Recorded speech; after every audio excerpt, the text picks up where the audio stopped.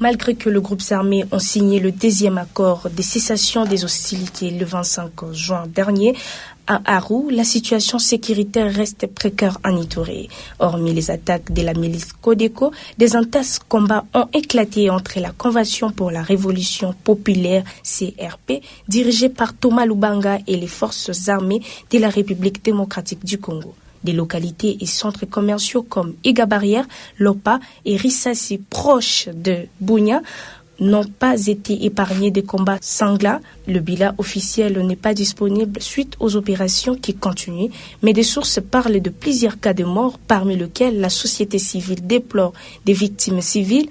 Mais alors, peut-on espérer à la cessation complète des hostilités avec l'intervention et les déploiements robustes de l'armée appuyée des hélicoptères? L'intervention de l'armée ougandaise s'est fait tarder. Serait-elle une solution? Tentative de réponse avec Richard Pitoua dans cette analyse. Je pense qu'on ne peut pas s'attendre tout de suite à la fin des hostilités en Ituri. D'autant plus que la CRP n'a pas signé les accords de paix de Aru entre les groupes armés.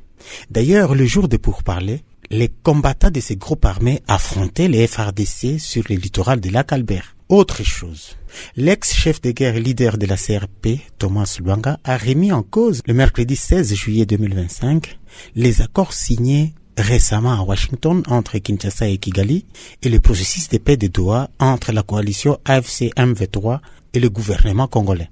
Il l'a déclaré depuis Kampala où il s'est exilé. En fait, Lubanga trouve que certaines personnes ne sont pas associées pour la paix au Congo. Entre autres, lui, qui réclamerait entre autres que l'Ituri est oublié sur l'échiquier national au profit de Nord ou Sud Kivu.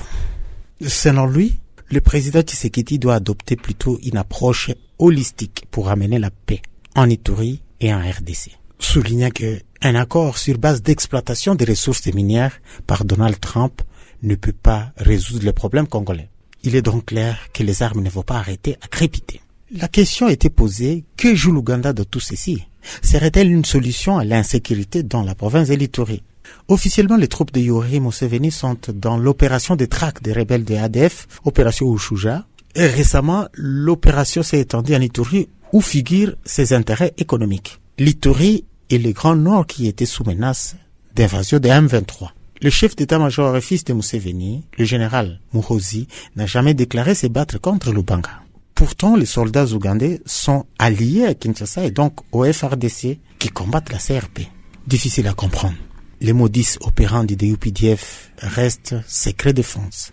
Et donc, la mutualisation des forces peut être efficace dans les retours de paix, mais d'une manière circonstancielle.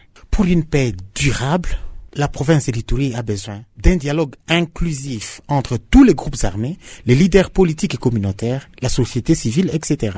Aux côtés de ceci, il faut la matérialisation de programmes de désarmement, démobilisation, réinsertion communautaire et stabilisation. Mais ne pas négliger aussi les feux sans état d'âme contre les récalcitrants, comme disait le lieutenant-général Luboya, le gouverneur militaire de l'Ituri. Et enfin, comme aussi les réclament beaucoup d'ONG, une justice transitionnelle. Et si cela marchait, ce serait un bon modèle pour toute la RDC, un pays où pour se positionner, s'enrichir, les leaders recourent aux armes.